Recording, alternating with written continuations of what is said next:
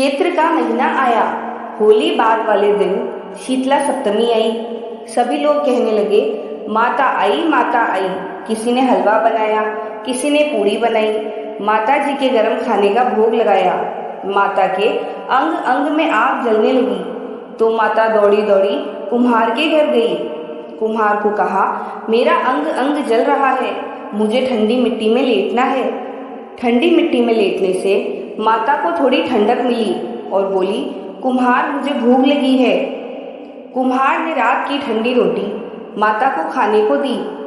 इससे माता ठंडी हुई और कुम्हार पर प्रसन्न हुई। माता ने कहा, सारी नगरी में हाहाकार होगा, केवल तेरा घर बचेगा। सारा नगर त्राही त्राही करने लगा और कुम्हार का घर बच गया।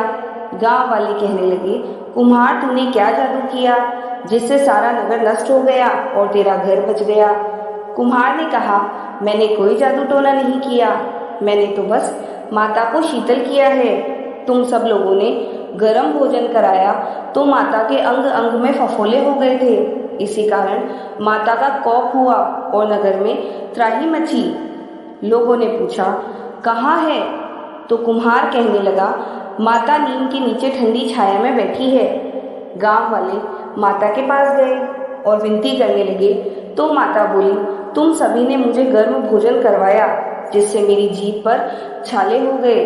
कुम्हार ने मुझे ठंडा भोजन करवाया जिससे मुझे ठंडक मिली। इसी कारण सारा नगर नष्ट हो गया और कुम्हार का घर मेरी कृपा से महल बन गया।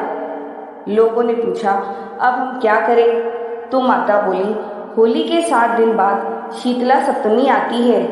उस दिन सभी गांववासी स्त्रियां छठ के दिन बनाए ठंडे खाने से मेरी पूजा करें और वही भोग में लगाए। 12 महीने बाद वापस शीतला सप्तमी आई।